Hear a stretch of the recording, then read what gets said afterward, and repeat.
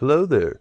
Welcome to the show. I really hope you enjoy this episode. It was a lot of fun, and these guys had me laughing my ass off while recording and editing this. They're really funny and play really awesome music with an even greater message. If you're a fan of the show and you would like it to sound better, head over to www.nopleasedon'tpodcast.com/FSTTN, all caps, for more information. Hit the music.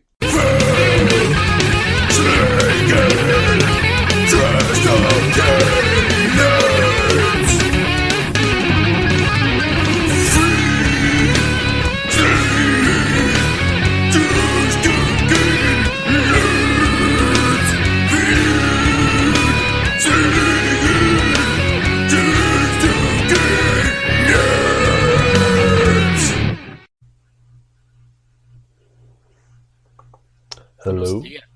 Hello. Howdy, I'm so sorry, y'all. Oh, it's okay. It's Yeah, fine. I totally thought that I just got everything mixed up. It's been a wild day, so glad y'all are here, though. Cost you double now. Yeah. Well, I'm glad we're all here. Hello there. Welcome to the show. Y'all go ahead and introduce yourself. Who wants to go first? Order of importance. Top to bottom. Okay, yeah. Who's the top?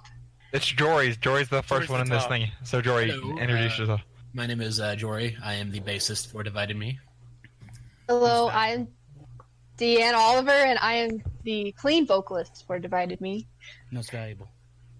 Hello, I'm Tyler. I am the drummer for Divided Me. Most valuable. I am Scott. I am the vocalist as well for Divided Me. And I am Spencer. I am the guitar player for Divided Me. Most valuable. Doubt it. I That was was going to say, beautiful. I am Spencer, and I regret this. Oh, that was probably the best intro that I've ever had on the show so far. That was like y'all rehearsed that almost. Oh, shoot. I wish. We've been working on it for like 2 hours, man. Okay, so all you guys are from Amarillo, right? Or just some of y'all, or? So originally we are all from, and anybody can chime in, but originally we're all from Borger.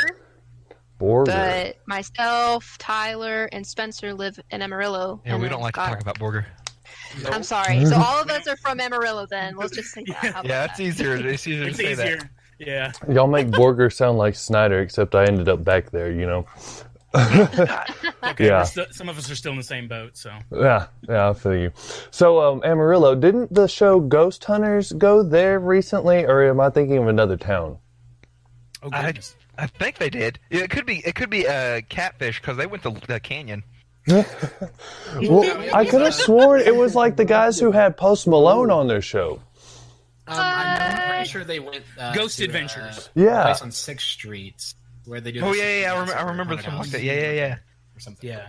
That's probably my Yeah. favorite one because these guys wear all black. They got tattoos. They seem like they'd be like some pretty good music. Like some of the influence y'all's have, like Breaking Benjamin or Demon Hunter. I saw that. I was creeping on y'all's Facebook, by the way. Sorry. Yay. Oh, that's fine. And I was looking at the influences and like As I Lay Dying, Memphis Mayfire. That's cool. And y'all hit that pretty nail on the head, in my opinion. I'm really excited to have you guys on the show. Oh, awesome. Thank you. Yeah, I had a lot of fun. Attack on West Texas. That was a really good show. Got to see y'all for the Oh, first time. awesome. Oh, yeah, man. I'm really excited for Unity Fest, too. But y'all have a more recent show coming up, don't y'all? Oh, yeah. March 16th. Wait, what? War of Ages. Yep. Oh, my gosh, Jory. Oh, look, I forgot about that one. Yeah, I love Oh, War of yeah. Ages. Yeah. Yeah. I haven't seen them since they were at Backstage, I think, with like Battlecross. It was on my birthday, Oh, my gosh. actually. Oh, my gosh. So that was pretty I saw cool. him a couple years ago through a fence because I couldn't get into the venue yet. We were all sitting outside. We were lining up, and it was taking forever to get everybody through That the was the venue. Demon Hunter, As I Lay Dying, War of Ages, and Bless the Fall show. Bless the Fall. Was it yeah. Bless the Fall or For Today? No, that one was Bless the Fall. This was like. That was in in Lubbock like 8 years ago. Yeah, it was a while ago. It was at the outside venue there. The Cactus Courtyard? Yes. Yep. I remember a lot of good shows there. I met August Burns Red and As I Lay Dying there back when, like, their third album had just barely come out, you know, so they weren't so huge and hadn't gone to prison or whatever. Not name dropping anybody, but if you know, you know. Oh yeah. But he seems to be doing pretty good for himself right now. I think they're working on a second album. I could be wrong. I'm not sure, but whatever. Oh, yeah. Hopefully rehabilitation worked on him. So. He got off those hormone pills. That's what it was. Yeah, Steroids. That's actually true. Steroids, yeah. Mm-hmm. So, as a chef, I'm curious, in Amarillo, are there any, like, special hole-in-the-wall? Oh, there's the Big Texan place, but since y'all live there, are there any, like, places to eat? I've been to Big Texan one time, and that was when I was super young for a field trip. Oh, I think it's more of a tourist trap.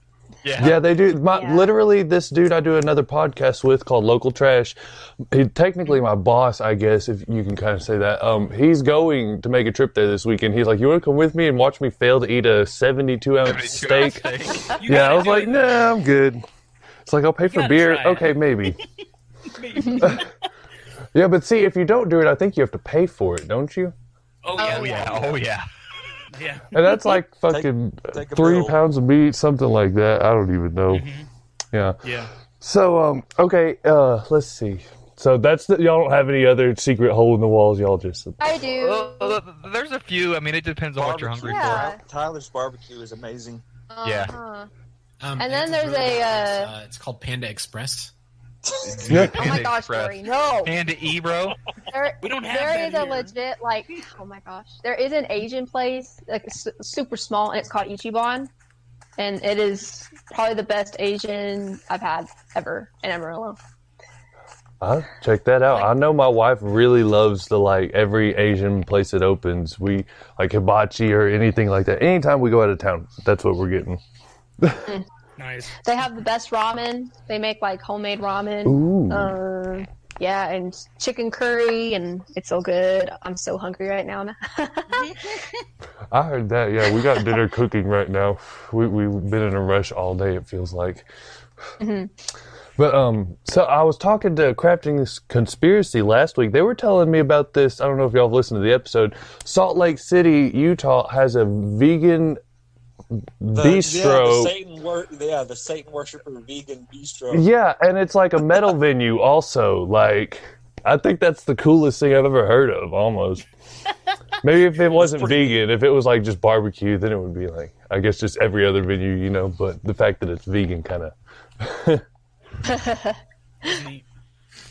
So, okay, I was reading y'all's bio on Facebook, and it says, Divided Me wishes to join in a deeper conversation about harsh subjects about self-harm, loneliness, suicide, love, and purpose in a world where we are all just looking for meaning.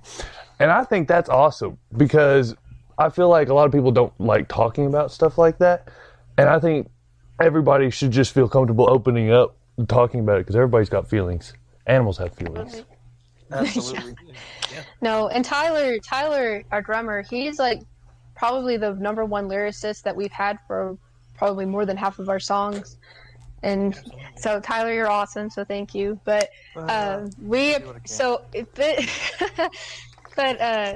know, I think Tyler, including all of us, we've all been through stuff like that. And Tyler just has a way of making it flow and understandable, and Scott and me as well.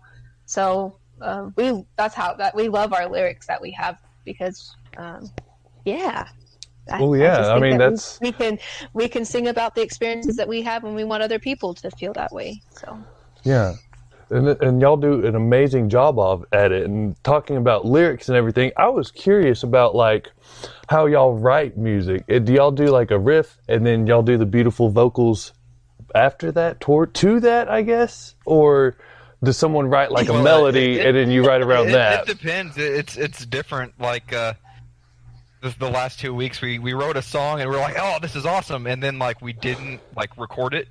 And then we came back the second week and we're like, what was that we even tried? Like no one knew. Oh my Lord. So yeah, so it's frustrating, but that is most the story of my life. It starts with like it's either we'll write like a melody or something, and then we'll just use that as a bass and we'll go off of that, or we'll just jam something. Either way. Yeah, but normally the things that we forget, it comes out even better than it started. Yeah, so it it's works out. It works out. Like, that reminded me of Tenacious D, their song Tribute. You know, it's like, this is not the greatest, best song in the world. It's just a tribute. You know, you just, wow, They why totally didn't we hit forgot the the one. record button? Why? Yeah. God damn it, Kyle. Oh, man. Yeah. I No, love absolutely. that. That's telekinesis, Kyle. Yeah. The power to kill a yak from 200 meters away. I love Tenacious D. You would love to be in a tribute band if I could get somebody who would be willing to take enough shots of whiskey with me in the first place. But to get up on stage and be a fool like that and singing those ridiculous songs, it'd be amazing. Because after Master Exploder is like the best. Yep.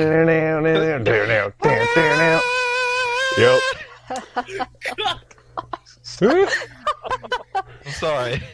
No, That was good, man. That was good. That was Jack really Black good. has the range, though.